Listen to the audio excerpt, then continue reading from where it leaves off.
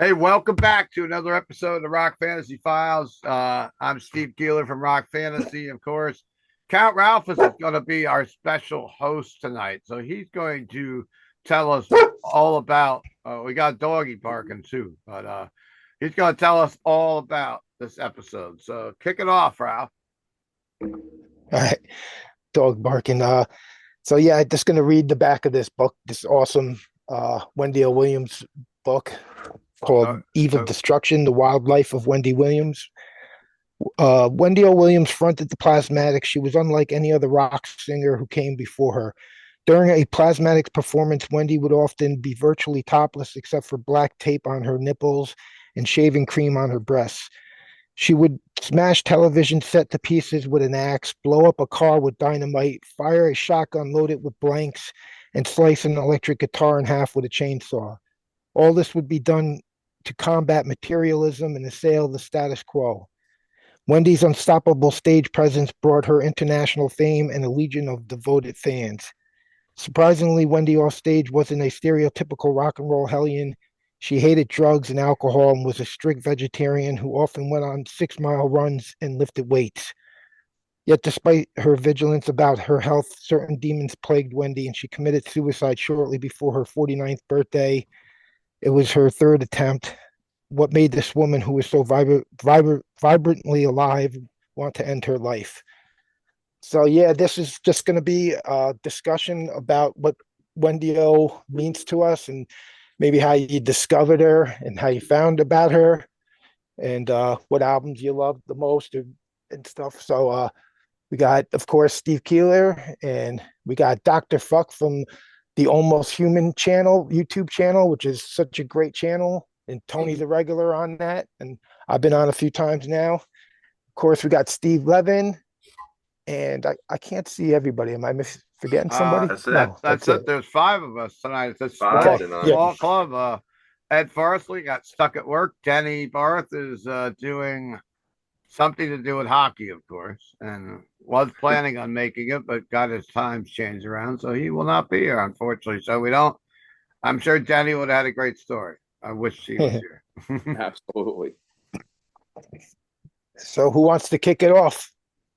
I guess I can tell a little bit about my experiences with Yeah, back got in to see her a few times. what was it, 1982, I believe the album came out. I don't have the exact dates whether I saw her with the Plasmatics at the chance, but I tell you what, it was the most intense shit back then. She, like, this is back in the day, way back in the day. If you think how long ago this is 3 years before I opened my store. I opened in the fall of '85, and going to see this woman that was blowing up shit, smashing TVs, uh, dressed as a dominatrix gladiator, mohawk, like you said, nipples taped to black tape. I went. I don't. My memory's a little hazy because it's so long ago, but I definitely saw her twice with the Plasmatics at the Mid Hudson Civic Center, and I also saw. I mean, at the Chance rather, and I also saw her with the Plasmatics at the Civic Center. Uh, in that time period, I was with my wife Linda at one Were they show. opening up for Kiss? Were they opening up I for Kiss when don't you I saw them? don't remember what they were doing at the Civic Center. I don't think they were opening for Kiss. They I don't toured with Kiss during I Yeah, that they did a period. major tour with them. Creatures in the Night tour, I when believe. I saw Creatures of the Night, I'm pretty sure it was with somebody else, but that's something that my memory is too hazy to remember. But I Mhm. definitely saw them at the Civic Center. I think that I think. I think they were headlining the Civic Center that night. Hmm. It was some weird thing where they were playing the Civic Center, but I don't remember. Maybe that's something that people can look up when they played the Civic Center. I can be wrong because it was so long ago, but I remember going with my old neighbor Carl, who's still a friend of mine, lives in Florida now, and we were just in awe of this performance and how heavy it was. And it was the Coupe d'Etat tour. They were promoting the Coupe d'Etat by then. It was just like, it was so metal. It was so heavy. It was so like flamboyant, and she was such a badass. And I remember she would take something, put it in her mouth, and she would spit it at you. So we didn't know what she was doing. I mean, we're all young kids, and my neighbor Carl, he catches this thing. He goes, "She's spitting fucking plastic babies at us," and I'm like, when we were like, and that was, I guess, butcher babies. Is that what that came from when she was spitting the plastic, like little, like made the size of a Gotta lifesaver? So, be. yep, yep, the butcher babies. So she was spitting little babies. It was such a great show.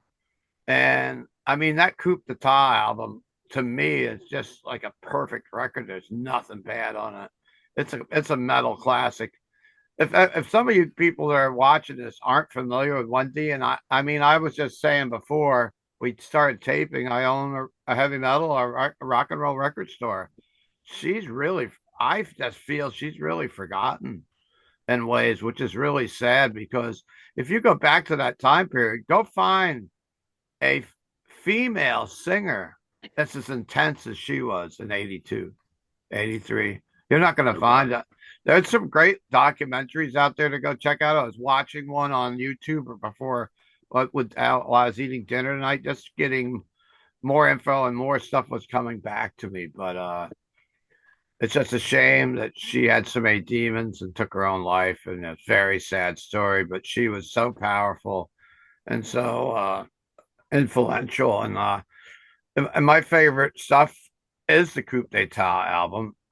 I also love the Metal Priestess LP, EP rather, who one gentleman down here has the T-shirt on. Yes, my favorite tracks though from Coupe d'etat, Country Fairs, of course, the Mistress of Taboo, Damn, Path of Glory. I think it's just nasty. And from the EP, of course, Black Leather Monster, Lunacy, and from Beyond the Valley.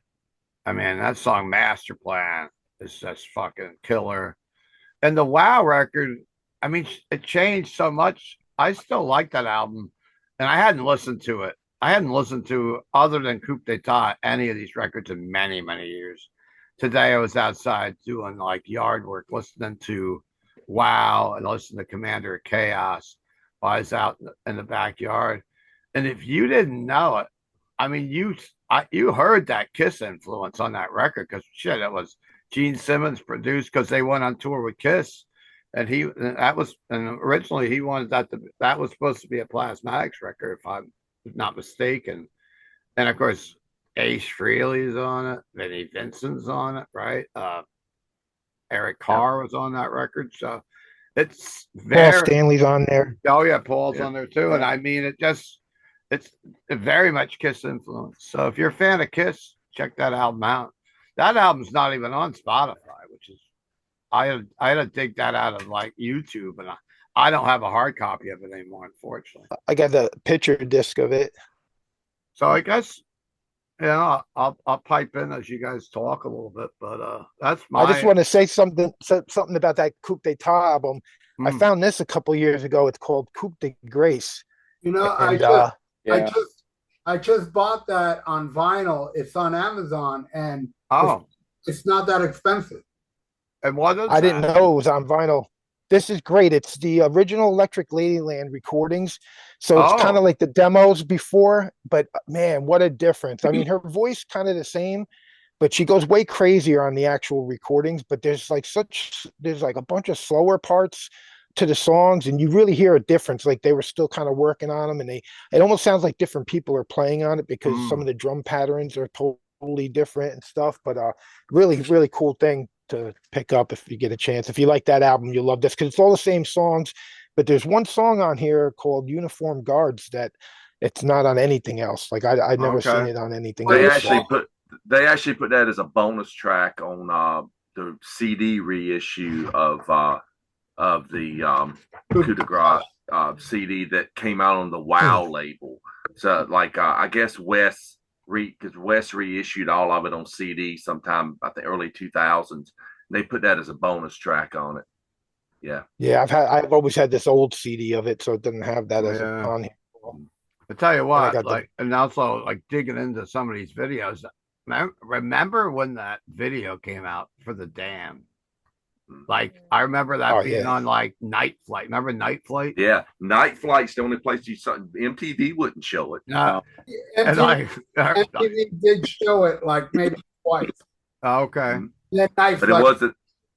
Yeah, it wasn't in heavy rotation. That's for sure. Was it Night Flight or Up All Night or I don't know? What was it? Yeah, it was Night Flight, the Radio 1990. You know, And I mean, USA Network. she was like a total like a fucking evil Knievel of heavy metal too, or punk Yeah, rock. she was like a stunt. It's like a stunt woman. She did her Yeah. own stunts, and they were talking Mhm. about like her on the bus, and she sprained her ankle, and I was like, well, you're not going to get her to stop to do anything unless she's fucking unconscious. I said, I got you talking about the documentaries. I got a bunch of really cool DVDs. This one's called Chainsaws, Shotguns, and Rock and Roll: The Life and Times of Wendy O Williams. It's a really great one. I think this one actually has like the behind the scene footage of her making that video. And then I got this other one. It's Plasmatics, Rod Swenson's Lost Tapes Live 78 to 81. Like Nice. more just like rare live stuff. And then Wendy O Williams, 10 years of revolutionary rock and roll in the Plasmatics DVD. That's the one I've got. Another Yeah, like this, document. Okay. This thing has got like tons of bonus footage on it too. It's just Yeah, really, really cool. tons of stuff. Yeah. And this is a great one too. It's just a Wendy O solo album. It's like for Commander Chaos touring and stuff. Lemmy comes out on this one. Yeah, that I connection. got the original VHS to that Wendy O show. Oh, Live that's in cool. I London. don't remember it on VHS. Yeah. My DVD looks like that. Actually, it's the same one as yours. It's the Commander Chaos, like it's live in London. Yeah, yeah, great show. Yeah, that's when she had her full on metal band there and stuff. You know, was it what was the guitar player's name? Michael, I think it says this all here. Michael Ray, but the bass player was Greg Smith, and that dude's played with everybody from Rainbow to you know, he's been in like melodic bands. He's played with just about everybody. Ted Nugent, The Nugent, yeah. And he was in Billy Joel's band for a short period. I mean, this dude. I've met him a few times. He used to play out here when we had Brian's backyard barbecue over. Just out on the outskirts of Middletown back in the 2010s. That place was open, and one night, you know, one morning I got a call from Brian. He's like, way off topic I am, but he's like, the singer from Black Sabbath is going to perform tonight at the club. I'm like, well, obviously it's not Ronnie James because he passed away, and I doubt it's Ozzy. So I'm like, you know, Tony Martin's going to be your place, and he's like, yeah, he's on holiday and he's visiting Greg Smith, and Greg Smith's band used to play there a lot. So Tony Martin got up and did like a couple covers that night. And cool. Aloe was there, and a few of us were there. I don't think you were there, Ralph, were you? No, I heard about it like an hour before it was happening. Okay, wasn't planning on being there, and it was like, what? I couldn't believe it, but he did it wasn't advertised. So he did like an Aerosmith cover, and he did, I think, a Sabbath cover because of course, you know, Greg Smith didn't know that much Sabbath material, I think, or whatever, especially the Tony Martin era. We were all hoping to hear Headless Cross or something. Yeah. He gets around, man. I've seen him in several bands live. I met him a couple years ago. He was at M3. I think he was playing with like Takedo or somebody. Wow. Yeah, he gets around. He's a working musician. Good for him. Oh, yeah. But yeah. I like how she would put that guitar player on his shoulders and walk around while he's playing the guitar on her shoulders. I don't know if you guys ever heard Pete Pardo has a story about interviewing her back in the day. Oh, shit. And I don't, he was like part of some kind of radio station thing that he was working at, maybe college radio or something, but it's too bad she actually got him on his shoulders, and she wanted to do the interview with him on her shoulders. And she picked him up and everything, but I don't think he did the interview that way. Shit, he has a crazy. She picked Pete up. She picked Pete up. Yeah. Yeah, on his shoulder. I can't remember. It was a long time ago. He told the story, and I was Wow. just like, I "Holy wish I shit!" would Like, have remembered. I would have tried to get him on tonight. That would have been a great story. That's a good Ovi story. actually reminded me of him. Oh. Wow. Hmm. Crazy. Yeah. Steve Levin. Did you ever get to see him? No. Oh, the You Plasmatics? never? Yeah, or Yeah, Wendy the O. moral subject. Yeah, I actually saw him at the chance for the Coup de Grace tour. Oh, wow. You must have been there with me then. Yeah, I'm sure. We Yeah. didn't know each other yet. We probably just did in passing because I had probably already been to the flea market. Well, you said it was before your store. Yeah, it was when I was working Maybrook Flea Market. Yeah, Before, so I might have known you at you that might have point. just said, "Hey, how you doing?" Yeah, that was a crazy night, right? Yeah. They were freaking intense. Yeah, my claim to fame with that is she reached into like she was fist banging. She had all these big spikes and she cut my hand, which of Oh, course, really? yeah. So when you're a kid, that's really cool. And then for years, but for years, I had a test tube from one of the TVs that she broke. Wow. I don't know what the fuck happened to it, but it's gone. I actually had that in a box with a piece of Kronos's base from when Venom first came over, and can't find either one anymore. It's what's happened to a billion times in your life, you know. Yeah, right. But Kelly probably came across it one day and was like, "What the fuck is this?" And just threw it in the garbage. Yeah.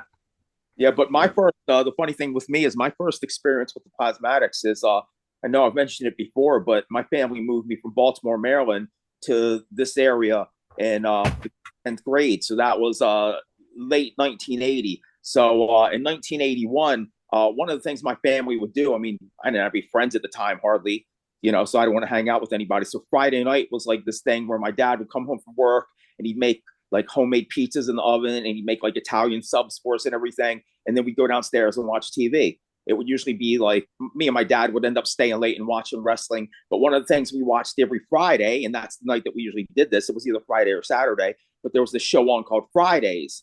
And it was kind of like Saturday Night Live. It was like their kind of take on that. They wanted to have that kind of thing. And the big thing with that is Michael Richards, who was later on Seinfeld as Kramer, was on that show. So, you know, he did some of the skits and everything.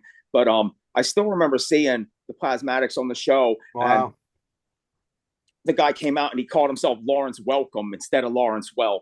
And he did this whole little spiel and everything. And then the Plasmatic came out and they did Living Dead and they did Butcher Baby. And I still remember, like, dude, when you're like 15 and a half years old and you're seeing this shit on TV, you're like, what the fuck is going on here? Like, your mind is literally blown. Like, shit like that is like what molds you. It kind of like influences, like, I don't want to say who you would be so much, but like the kind of music that you might like, which, I mean, for people like me and pretty much everybody on this panel, I could say, you know, that's what makes us who we are. It's like the music that we listen to. It's not just like this, like life, you know, it's not like something we do as a hobby. It's our life. This is our lifestyle. This is what we do. We dress like this all the time. My whole shirt collection's all black shirts. But, you know, so when you're seeing this and you're 15 and a half years old and them doing the songs, and I still remember just mind blown.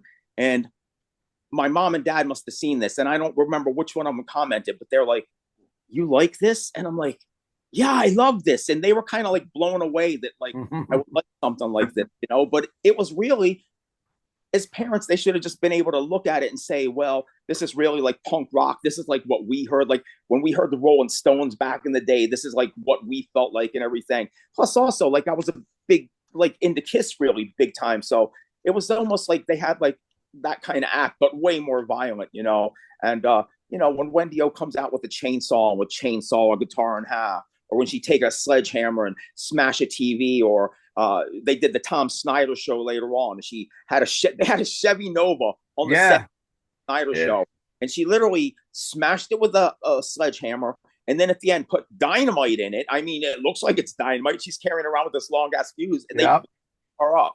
But you know, so seeing that stuff just really like, you know, blew your mind.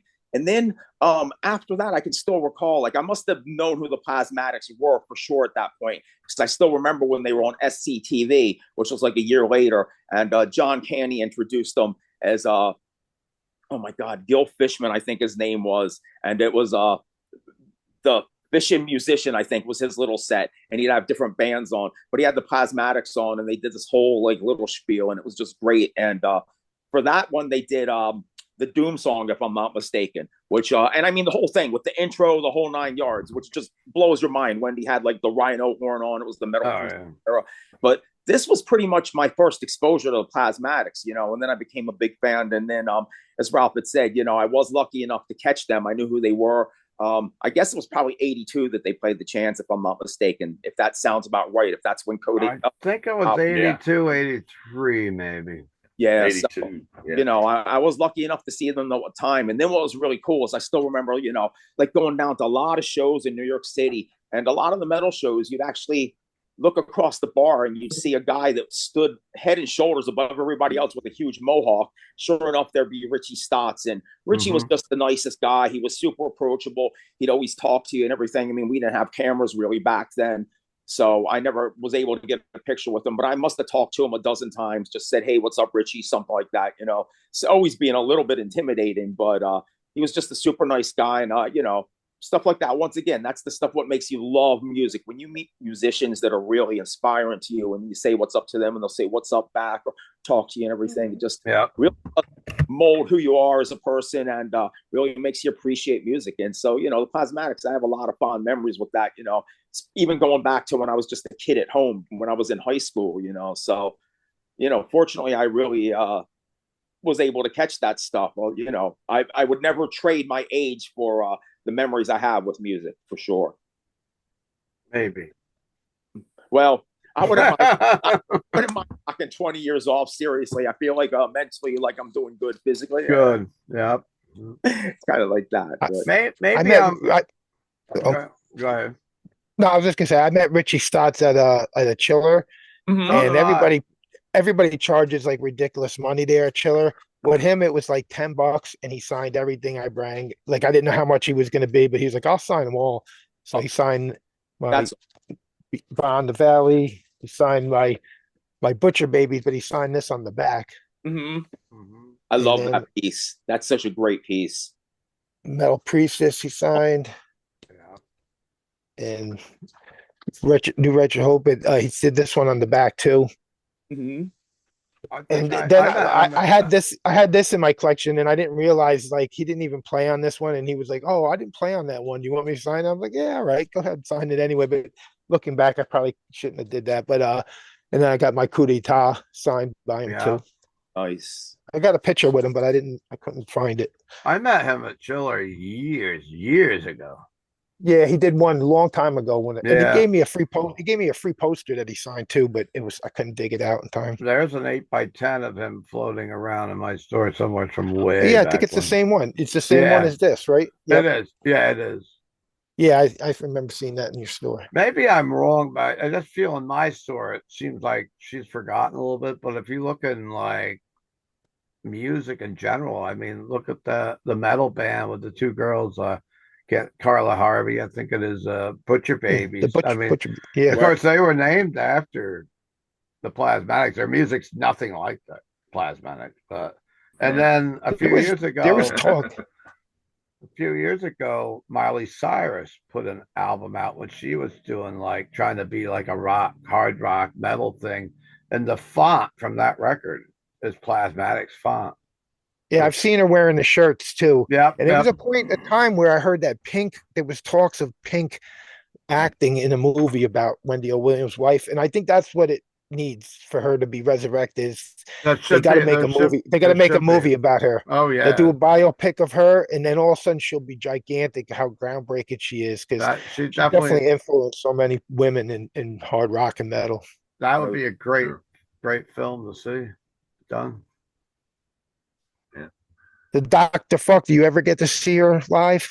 Yes. That's how I discovered her.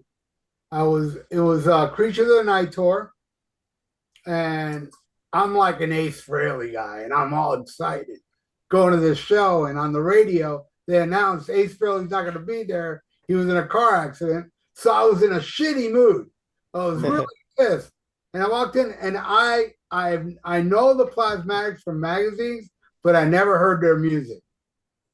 And when they came out, they were just freaking mind-blowing.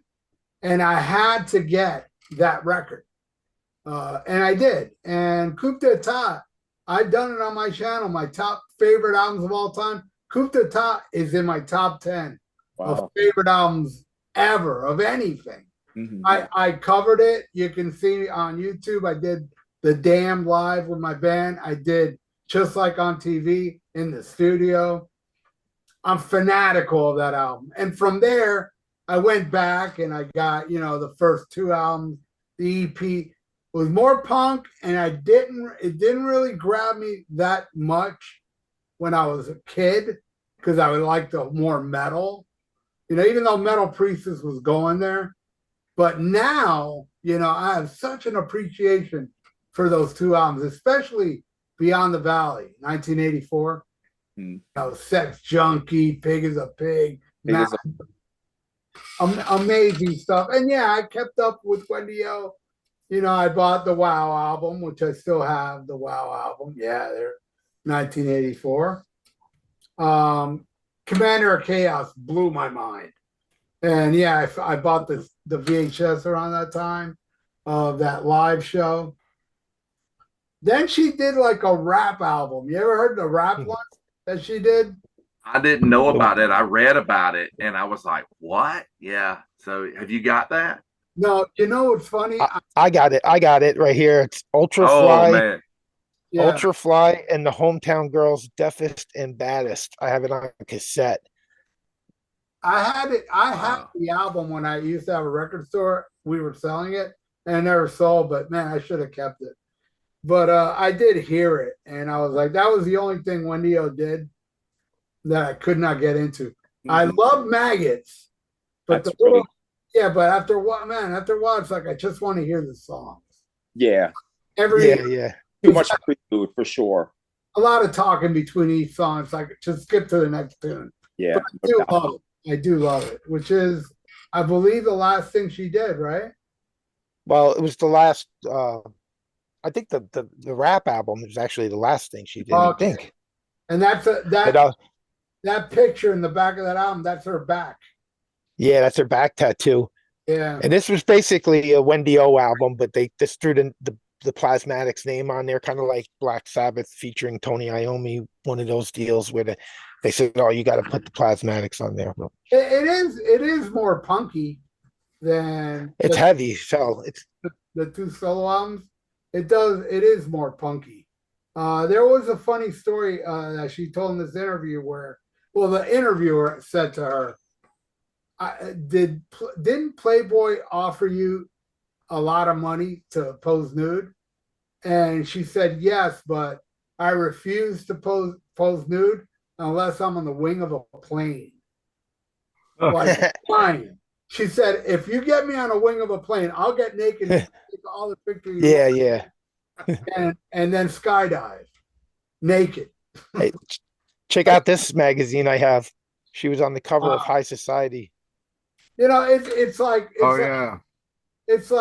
you talk about, she was such a badass, but I think she was such a badass that there's not, if any, men like that woman. You talk about, she had a lot of guts, like a woman. A lot of men wouldn't do like this life video. She gets off the car. That's no stunt woman. A plane comes down while she's driving the car, then she gets on the thing and flies while the car goes over a cliff.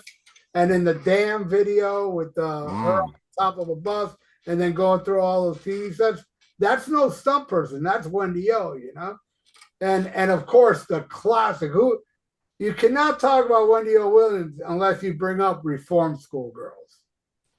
I had it in my hand waiting to go. I seen those were going there. For it, man. I just got my friend Howard bought it for me. They re-released that like 3-4 years ago, like one of those special edition things. Really well made. But yeah, what a and I actually on DVD I got it with Fernity Vacation. Nice. I actually saw it. It's with Fernity Vacation as a double feature. I did see that in the theater too. Nice. With like 3 other people. Awesome. Yeah. 3 other people. Yeah, I'm a huge Wendy fan, and I was very sad to hear that she killed herself, and I was quite shocked too. I didn't think she would. I thought she was like a life lover. You know what I mean? Like, you know, Yeah. I had no idea, because she died really of depression. Yeah. She Definitely. and she died. She tried to commit suicide 2 times before that, and she Yep. Yeah, that's been up as in the tough as woods. she was. That's hard to take. It's hard to take it in that she did that. She It's, lived in the woods in a cabin. yeah. Yeah. Right where around where she lived in Connecticut. And I think it was her second attempt. She tried to stick a knife in her chest and it got stuck on her Mm. sternum. She had to go to the hospital with the knife sticking out. She should have got a good picture for her next album cover. Yeah. You know. So Yeah. I'm looking up setlist.com. I'm finding that the Plasmatics played the Civic Center on November 24th, 1982. It doesn't really say who else played that night. Now, you said that Ace Frehley was in a car accident. Did they cancel any of the nights Kiss did, maybe? No. Actually, that was like a PR move with Kiss. Oh, okay. Oh, okay. It was all Vinnie Vincent, but they would announce at each city. Oh, okay. I see. I see what you mean then. I'm just wondering. Now it's a mystery, and I'll have to try to find out more. Maybe I'll put it in the comments if I do find out more about it. Steve, do you remember that? No, I missed that one. I don't know Because how. they played the Chance twice, Hmm. right around that same time period. I could get the dates for that, and then they played earlier in the year. They played the Chance. I think like February and like May, and then they played the Civic Center that in November of that year. Yeah, I mean, I was in high school and I probably didn't have my Mhm. license at that point, so there's a good chance that had a lot to do with it. I mean, Back, probably Yeah. I got into chance shows because I had a fake ID, and back then there was yeah. ID, so easy peasy. Mm-hmm. That's one of my biggest regrets in life is that I never got to see her. She's my all-time favorite female performer.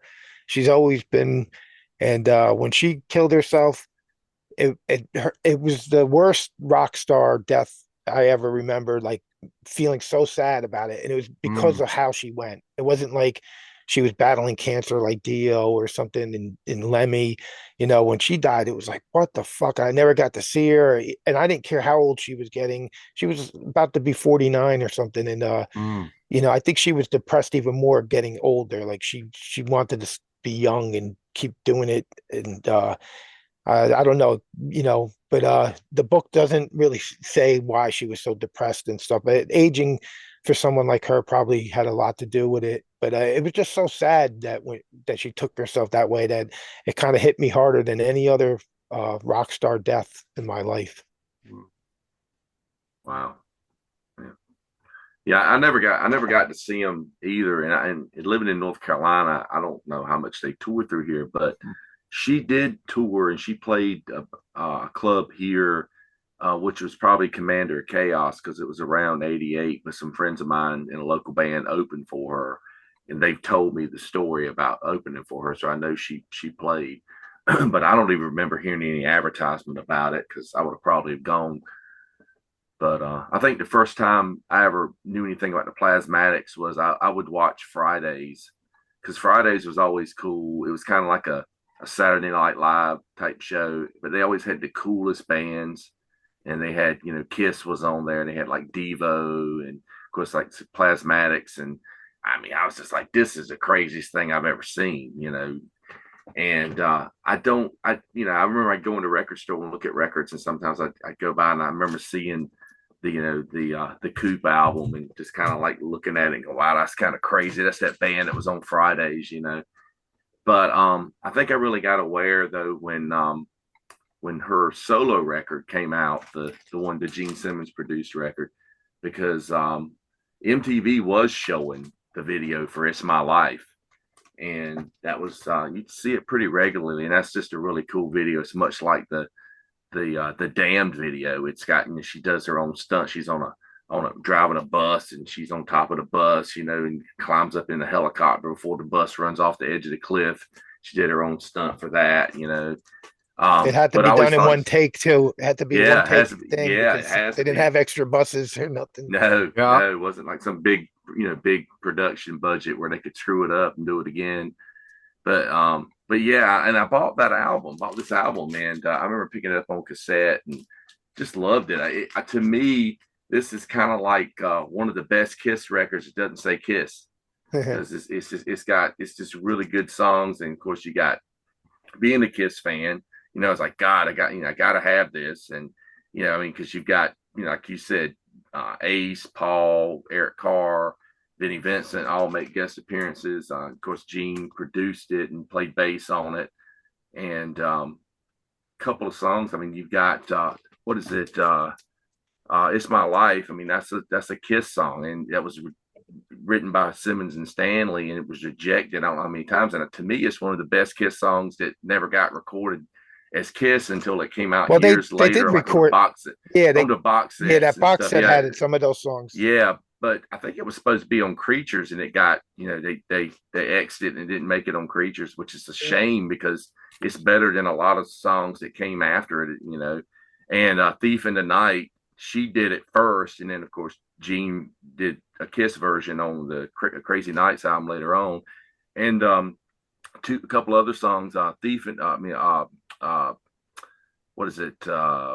Legends Never Die is that is Gene Simmons, Mitchell, and Free. Free is Mark Free or Marcy Free or whatever you want to call it. But that was King Cobra ended up doing that song. Wow. On the King Cobra 3 album, and they also did It's My Life on the King Cobra 3 album as well. Also in Gene Simmons' Vault, Gene Simmons does a song. Mm-hmm. Yep. It's a good song. Legends Never Die. Great song. But yeah, that album's got so many good songs. I mean, I love Sex and Rock and Roll. Priest is a good one. It wasn't crazy that much about Ready to Rock. That's that would be one where we could say like Sasquatch would say your soccer chant song. But yeah, Ain't None of Your Business, another one that's another Kiss song. Simmons, Carr, Vincent wrote that. Another just great one. But yeah, I mean, Opus is good. The whole record is great. I always liked it. So going from there, my first Plasmatics was actually a cassette that I found like in the discount bin, and it was called Mistress of Taboo. Oh, and wow. Basically, it's the Coop album, same album cover and everything. I think they left off, if I remember right. I think it was Lightning Breaks may have been omitted, but the rest of the whole album is on there. And, the song order was different. So, I was like, man, this is really good. I was expecting it to be punk, and this is metal. This didn't sound that far removed from her solo record. It's a little heavier. So eventually I ended up picking up got the Coop record, and I love it. I think it's great. It's my favorite one. I mean, I love pretty much every song on this record. It's just really good stuff. I mean, of course, The Damned is probably my favorite, and I always like that video. But Stop is a great one. Rock and Roll, yeah. And I love her cover of No Class from Motorhead cover that she did on here. Great one. There's that little part in Country Fairs where she goes, "Give it to me." That sounds exactly like Seth from Anal Cunt. Have you ever heard that? It sounds just like that. That was she was doing and on this Coupe de Grace, she calms that down. She doesn't scream it like so viciously like she does on the Coupe d'Etat. On this, it's like not as crazy, but also Mistress of Passion is what they call it on this instead of Mistress of Taboo. Okay, it's a little different. I need to get that. I need to hear that because I still got two. I was reading about that, and so we spoke about this record. Of course, when Gene signed on to produce her album, they were still kind of tied up in a legal battle with Capitol Records, who had released the Coup d'Etat album pretty much. And so that's why she wanted the name Wendy O Williams basically on that one as a solo record. But I was reading that the what you says Coup de Grace record that was originally produced by Dan Hartman, and Dan Hartman was this guy that you guys probably know the name, and he was in the Edgar Winter group, and he's the guy that sings "Come On and Take a Free Ride," and he had a he had like a big hit song. It was Streets of Fire was the movie. He did the theme song, I Can Dream About You.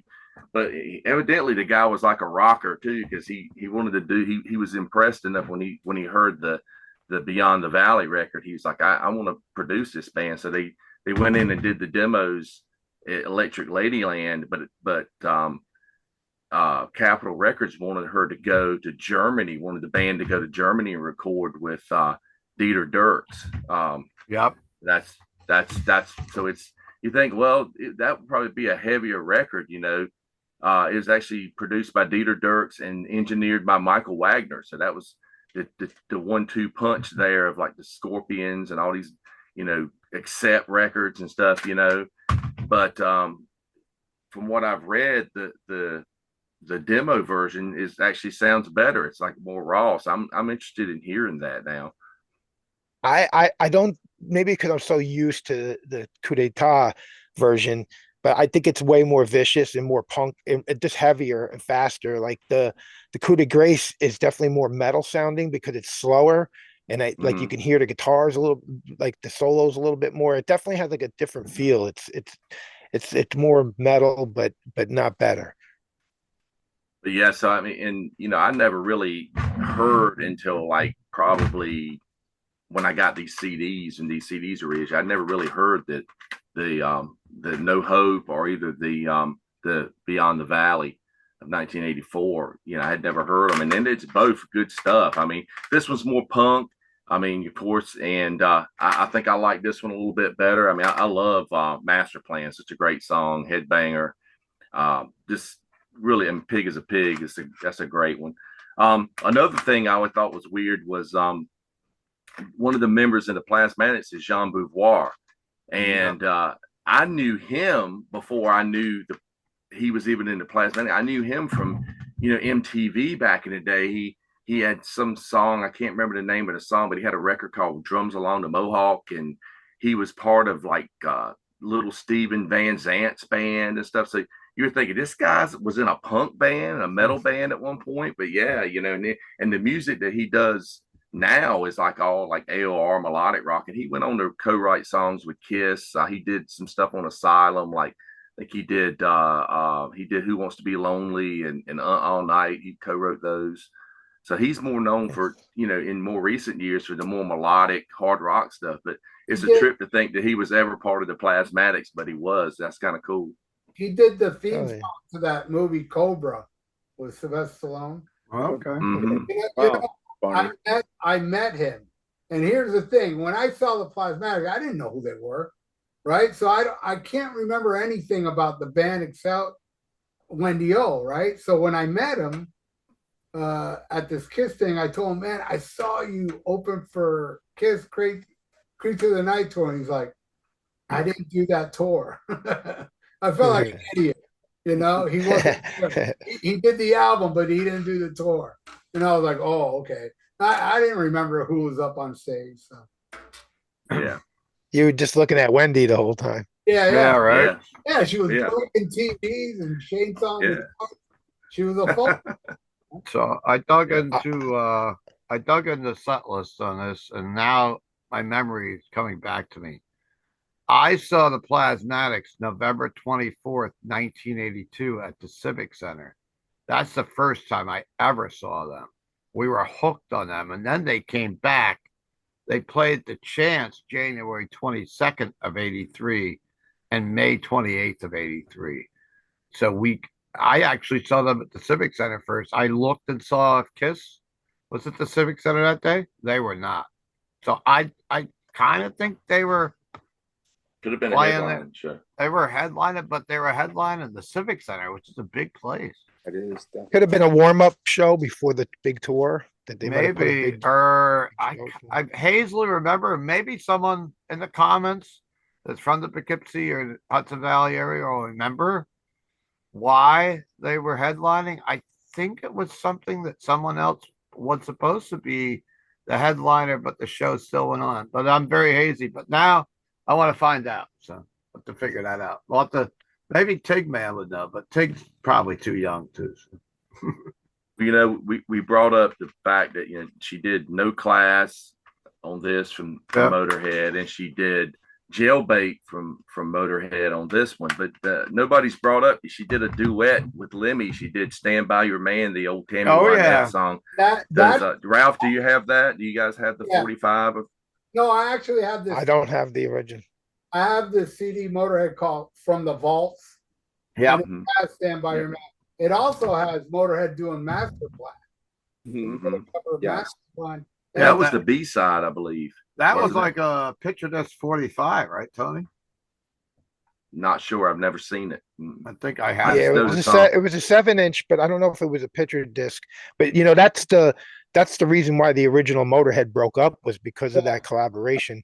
Really? Fast Eddie was pissed that he was wasting time doing that, and then he wanted to do more. He didn't mind doing the girl school thing, but then with Wendy O Williams, he didn't want it to be like, oh, then who we're going to do, Pat Benatar next, or like it really was the big divide for them, and it kind of led to them breaking up. And another thing is, a lot of people, it's always been a myth that like Lemmy and Wendy were a couple. They were not a couple. Wendy was a vegan, didn't do drugs, didn't drink, was a health fanatic. Lemmy smoked like a chimney, and he drank every day. She kind of found him repulsive, but she loved his music and she was friends with him and stuff. And they played it up to make it like they were like a thing, but they never had any. Rod Swinson, who her manager and got her in the Plasmatics, was her partner. She when she died in Connecticut, she was living at his house. They didn't get officially married or nothing, but they were together for all that whole time. And so that's just a weird myth that a lot of people think that Lemmy and her were a couple. We were, of course, this episode was birthed off of doing the Motorhead episode last week, and then I got thinking, down the road we need to do a girls' school one. Definitely. Yeah, just saw him recently. That was good. I saw him back in the day, like Hit and Run and Play Dirty, and man, loved Kelly Johnson, and they were so great. Another groundbreaking band for sure. Yeah, I saw them in a little club in '83, and then out of all bands, I saw them open for Deep Purple on the Perfect Strangers tour. Oh, so did I. I remember that. Yeah, that was the opening band for. I saw that at the Brendan Byrne, which is the Meadowlands Arena, which is actually an arena that this is the most bizarre thing ever, because usually when an arena goes out of business, they tear it down. That Brendan Byrne Meadowlands Arena is still standing. Sure is. And it's amazing that it's still there. And that's a great question. Why is it still there? It's next to that. They use it for little like events sometimes, but it's like, I don't know, like weird like events, never concerts or nothing, but they have like conventions and stuff there. I know. I went to a pumpkin thing there after they were done with concerts. I went to a pumpkin thing there where they had like 8,000 pumpkins all carved by these experts. Of course, and it was pretty awesome. What's the name of the mall they put next to it? Mall of the Americas, right? No, that's Minnesota. But yeah, it's not Mall of the Americas. It's called something. It's got like a amusement park inside. There's a Ferris wheel. But anyhow, what they built that next to it, and they were building that back when I was still going there to Devils game, because that was the home of the Devils and the Nets back then. And but I was told by someone that sometimes bands use it to rehearse for tours still, too. So. I could see that. Yeah, sometimes I want to see how it sounds in a big arena, and they got a big open. I'm glad you brought that up, because I remember the girls' school was on that Deep Purple tour. Yeah, that was good for them for sure. They must have been on Play Dirty period. Is that the Play Dirty album that they were touring for? Probably. What year was that? Like 83? 84. 84. Then 84, 85. Yeah, 85 probably, because the album came out late 84 for Deep Purple. Okay. Yeah. Anybody picked this album up a couple years ago? To EP? Yeah, I saw that at Record Store Day. Yeah, it was Record Store Day. Yeah, I got that. I got it at Rock Fantasy. There you go, Steve. That was released on Record Store Day like just a few years ago. So I mean, they're still out there. I mean, she's still people know about Wendy. So, but I agree with the count. Somebody needs to do a biopic or Something some movie, because I mean she's such a groundbreaking performer for women in heavy music for sure. And men, man. Yeah, at that time, even for men too. I mean, of course, This you had the show, Gigi Allens and stuff like that, but there wasn't many men being that shocking. Like, it comes from the Alice Cooper like school, but true. Yeah. she was definitely taking it further than But anybody at that point. She would. They have footage of like really early '70s of her in a car. They have footage of it, like going over a bridge and blowing up, and she literally jumps out of the car and rumbles out of the car, and it's like, man, there was no guys doing it. She was like, no. Somebody said earlier. That was in New York City. She did it on a pier in New York City, and they announced it on some radio show, and like thousands of people came, and they wanted to shut it down. Too many people came, and she had like a short period. She had to jump in there and just do it. Like she didn't have she had to rush it, but she did it. Like somebody said earlier, she was like Evel Knievel. Yeah, I said the Evel Knievel, and then before we started taping, there's a professional wrestler who's also passed on, Luna Vachon. And when Steve and I were working at I think, were you working for me back then, Steve, when we had Luna there? Might have been before, to be honest with you. I remember Luna. Yeah. Were you at that in store? It was King Kong Bundy, from the wall. Alpha, the Wild Samoan, and Luna and Gangrel. Mm-hmm. I got some VHS of this. I need to transfer VHS to something so I can put this stuff up on this channel, because we have Luna Vachon at my store, and she was dressed as a pro wrestler, but that's reminded us so much of Wendy O. She had the mohawk and she had the mohawk. She had the voice. Yeah. And totally. And like literally there was a car, there was two young guys. It was like the streets like this in front of my old store. And they literally was looking at Luna, and they pulled right out in front of another car, and they T-boned them right in the intersection. Right. And Luna Vachon ran out there and jumped on the hood of the freaking car going, "This is what happens when Luna Vachon jumps to Middletown, New York." And then the cops started pulling up, and she ran off. Classic shooting interview. Yeah. I remember seeing Wendy as well, Wendy O on we were talking about the USA Network. She was hosting, like when her solo record, I guess, was out, or maybe it was during Commander Chaos period, but she was like hosting a metal show on like Radio 1990, and she was just the host on it, and she was just like, "Hey, I'm gonna show you some cool videos."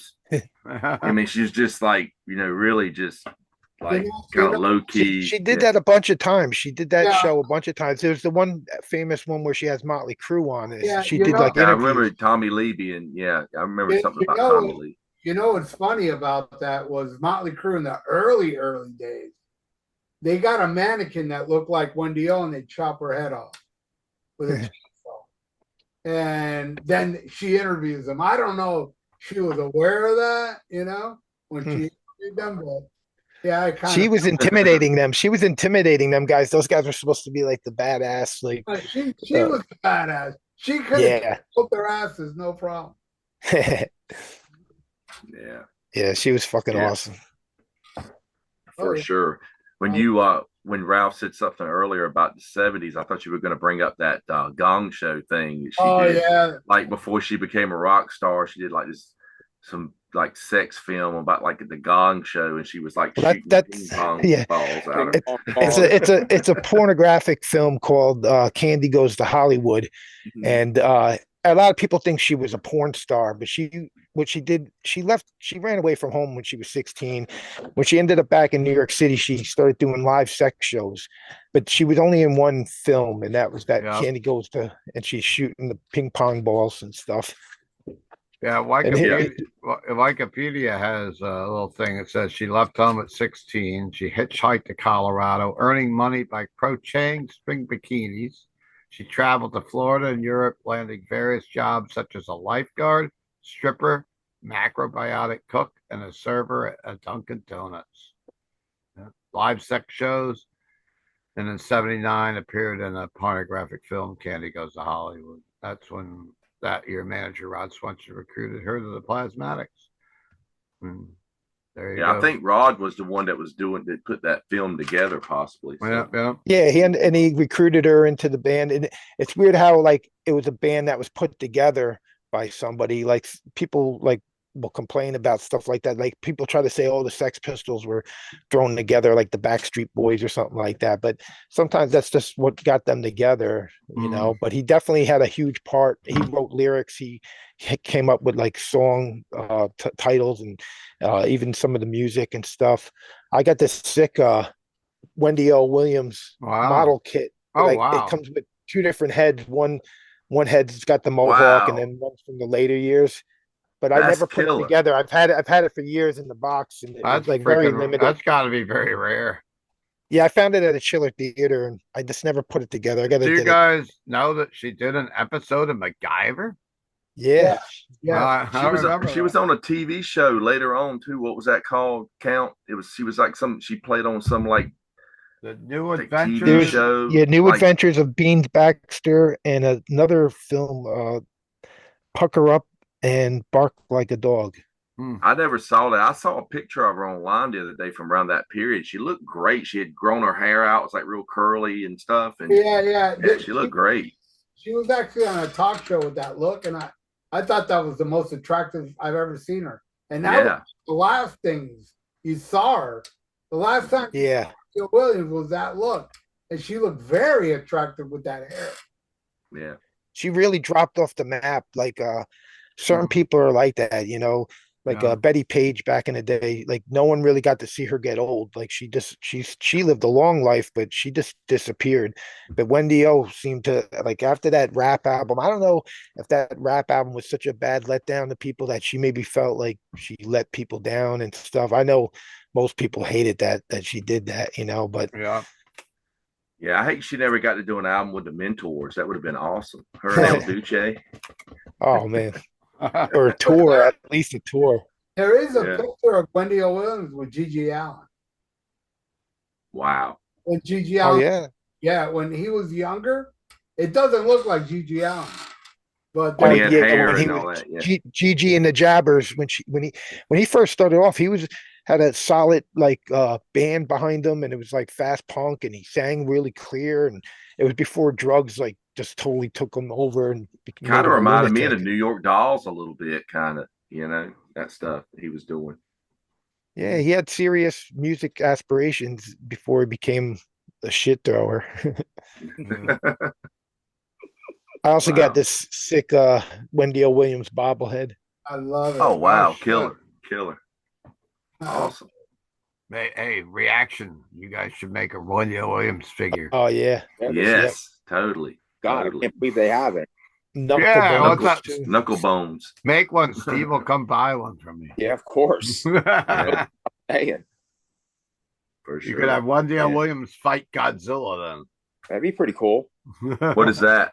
What is that? Is it Cal? a cool sticker set that my wife found online? Oh my It's god. like it just all stickers. I don't know where to put them, so I haven't stuck them on anything yet. But she wants I, to like Keep them like put them under the table or something. I wouldn't stick it on anything, man. I'd keep it like that. I'd frame them. See, we want to use it like maybe like on a table and then laminate over it or something like that. Mhm. You could stick one on my car. I'll save one. I'll save you one. I'll get you the one with the little tape on the nipples there. We'll put Oh, that right yeah. on your windshield. Oh, there you go. Put it right above your inspection sticker, right where your inspection sticker goes. There you go. Killer. Well, this has been a Yeah. cool episode of sitting and chatting about Yeah. one deal, and Yeah, I'm glad we finally got to talk about her. Like we were saying, we never really talk about her. Yeah, But killer. yeah, I guess everybody's good. Nothing Yep. else to say. so All right, please, so folks that are watching, please comment your memories of Wendy and the Plasmatics, and if you got to see them on tour, what your favorite albums, what your favorite songs were, please put that in the comments. And we'll be back next week. We're going to go visit the year 1999. We're going to party like it's 1999 next Wednesday night. We're going to pick out our favorite albums that are now, how many years ago? Many years ago. 20, was it 99 is 25 years, right? 25. Yeah. Yeah. Yeah. So we're gonna party like it's 1999. There was a lot of good albums that came out that year, and we're trying to do it every week now. We're back in the winter time, and things aren't as much going on. So take a moment to subscribe to the channel. And what channel are you got? Do you guys do every Thursday again? Let's plug that. Almost Human. Almost Ralph. Human. I saw Yeah, you guys. subscribe to his channel. It's greatest. It's one of the best channels out there. He does How news long- every time any kind of new news comes on. He does the only news that matters, Cool. and he gets all these awesome pictures that go along with his news as he's telling you the news. It's like a pictures going nonstop of really classic old stuff. He digs up a lot of really. I great- definitely will look it up and subscribe, and I hope you come back on my channel. We'd love to have you back. I appreciate it, and I have watched you guys Oh, good. for over. How long? I've been watching. How long have you been doing the channel now, Ralph? Oh, me? Oh, it's going all the way down to 2017. Wow. No, 2007. 7. I'm gonna say I thought it's been going for a lot longer. Yeah. I didn't even know there was YouTube in 2007. You're one of the pioneers. I started. Yeah, man. And coincidentally enough, I don't know, it's just a coincidence. I started my channel on July 4th. Wow. And did you have a hot dog eating contest? No. Oh, I Cool. got some news that we could talk about. I didn't realize, but on Tuesday when I did my record order for this week, they are reissuing the Tony Martin Black Sabbath albums by themselves, Singly. and I will have them in the shop this week. So all the ones that are in that box set are all coming out. If you just want to buy Headless Cross or Forbidden or Tear or whatever, you can pick them up now, CD, or I ordered a few for the shop, which I found interesting because I haven't been able to restock the CD box set for a while. I had people that look for it, and now you can get the CDs singularly. So if you don't want Forbidden, you can buy the other one. That makes sense. If you owned them all except for one, you didn't want to buy the whole box set. True. So now, Yeah. I like what they did to Forbidden. I have to hear it because I never It's- liked that album when it came out. You've got to hear it, Steve. It sounds All right. totally different. I didn't like it either till I heard this new remix. It was like, oh, No offense to Ice-T, Body Count. that song cannot be saved. Okay, that one's No. not good. I was wondering if they made that one better, but cool, man. All right, so we'll see you guys next week on the Rock Fantasy YouTube channel. For Steve Levin, for Count Ralphus, for Ralph. Ralph, and for Tony Dio. We'll see you next time. Thank And for you, Wendy O. See ya.